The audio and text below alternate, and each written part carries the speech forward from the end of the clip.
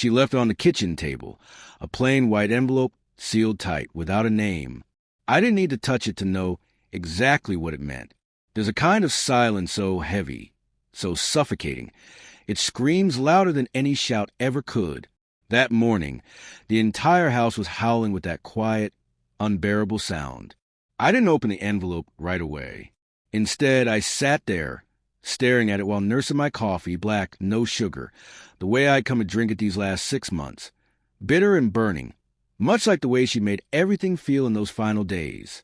Eventually, I ripped it open, bracing myself for what I already knew. The letter wasn't surprising. It wasn't written to heal or explain. It was cold, final, a clean break. Asterisk, I have to do what's best for me and my daughter. Please don't contact us. Asterisk her daughter, not mine. That's how she framed it. 3 years of bedtime stories, packed lunches, school drop-offs, all reduced to a single heartless sentence. I was the one who taught that little girl to ride a bike. I was the one holding the handlebars the moment the training wheels came off. Her mother wasn't even there that day. I didn't scream. I didn't cry. I didn't break anything. Instead, I smiled. One of those smiles that never reaches the eyes. Tight, cold, empty. Then I started taking control.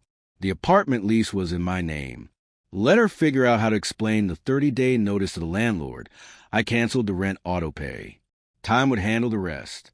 The car, paid off last year, was mine, not hers. She always acted like it belonged to her, joking that I'd be nothing without her credit. That was a laugh.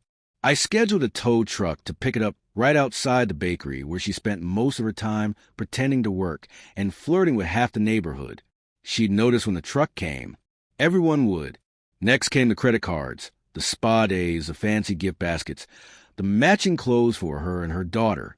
All of it maxed out, but still under my name. I reported the cards lost, had new ones sent to my office, and cut off every single piece of access she had. This wasn't revenge. It was clarity. Betrayal doesn't announce itself with fireworks. It creeps in slowly and quietly. In missed dinners, secrets hidden behind locked phones, forced laughter, and the gaslighting phrases that became all too familiar. You're overthinking, asterisk.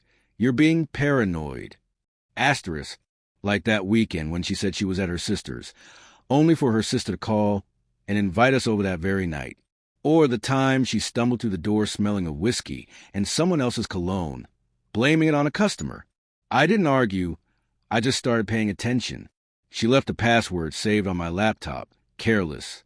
That mistake led me to an email tied to my Amazon account. A recent order for baby supplies, a crib delivered to an address in the next town, with a man's name under the shipping label. She was already building a new life, while still sleeping under my roof. I didn't confront her, didn't ask a single question. I just began making my exit quietly. I redirected my paycheck to a new bank account she didn't know about, sold some stocks, closed our joint account, the one she always bragged about helping me manage. But the truth was she spent faster than I earned. I scheduled a meeting with a lawyer, not to fight.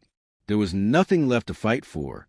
No marriage certificate, no adoption papers, nothing legally binding. Just years of memories, and even those were starting to rot away. My final move was personal. She adored social media, the illusion of a perfect life.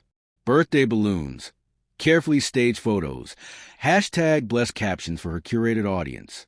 So I left her one last gift. I scheduled a post to go live the night before her daughter's birthday, a simple video montage, clips of the little girl calling me daddy, blowing out candles on my lap, laughing as I carried her on my shoulders at the zoo. The caption read, asterisk, no one's coming to your birthday this year. Not after what your mom did, but I'll always remember the real moments. Asterisk, I didn't need the whole world to see it. Just the people she performed for. That night, she messaged me 32 times. I didn't answer once. By morning, everything exploded. Her mother called and hung up as soon as I answered. A friend told me she lost her job. Something about trust and instability. The bakery was small. Gossip spread faster than fresh bread rises. Last I heard, she was staying with a cousin in a one-bedroom apartment. No car, no credit, birthday plans canceled. As for me, none of this was out of spite. It was out of principle. She twisted trust, manipulated love, and underestimated silence. She thought my quiet was weakness. It wasn't. It was calculation. I had seen enough. Now the house is quiet too. Too quiet. Clean but hollow. No little feet running down the halls. No soft giggles echoing through the rooms. That absence hits the hardest. That little girl. She didn't choose any of this. She didn't lie, didn't sneak around. But she's the one who will feel it most. I left her something too. Not for now, but for later. Maybe when she turns 16. It's locked in my safe. A letter that says, asterisk, you were loved every day, even when your mother wasn't honest. I showed you the truth, not with words, but with actions. I hope one day you'll understand the difference. Asterisk. As for her mother, she made the choices. I just made sure she felt the consequences.